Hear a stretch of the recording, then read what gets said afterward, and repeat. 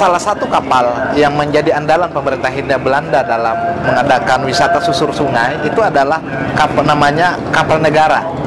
Adalah kapal api berbahan bakar batu bara, yang mana kapal-kapal itu adalah kapal dari armada KPM yang memang diperuntukkan untuk kegiatan susur sungai wisata. Jadi kita bisa lihat mungkin dari sini, ini adalah Sungai Martapura, yang mana dari Sungai Martapura inilah nantinya akan menyusuri sungai ini sampai ke wilayah Kuin.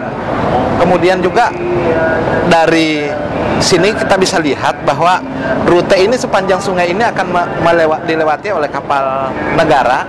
Kemudian juga dari kapal negara itulah nantinya mereka akan menonton, melihat bagaimana sih Banjarmasin sebagai kota sungai, bagaimana kanal-kanal yang ada di Banjarmasin.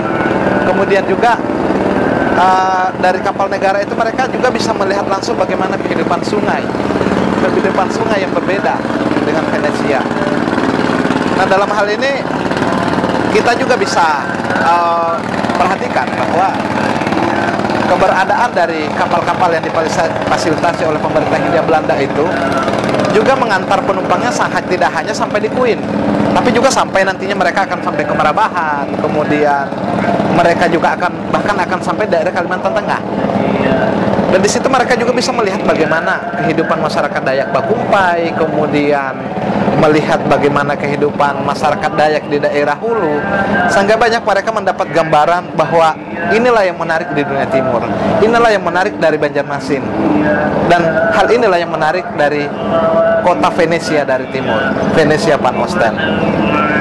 Nah, di sini dapat kita lihat dari hutan pohon-pohon ini adalah bekas dari Benteng Tapas. Kemudian di seberang adalah Kampung Amerong, kampung Belanda, kampungnya orang-orang Belanda, para pembesar Belanda. Dan di lokasi ini adalah daerah-daerah tempat saya ada di sini adalah daerah yang tempat berdirinya gudang-gudang milik orang Tionghoa, yang mana gudang itu yang dipakai sebagai tempat penyimpanan komoditas perdagangan. Paling tidak dari sungai ini kita bisa melihat bahwa sejarah Banjarmasin itu berasal dari sungai. Sejarah Banjarmasin terbentuk dari sungai, dan marilah kita kembangkan itu menjadi satu bagian dari pariwisata.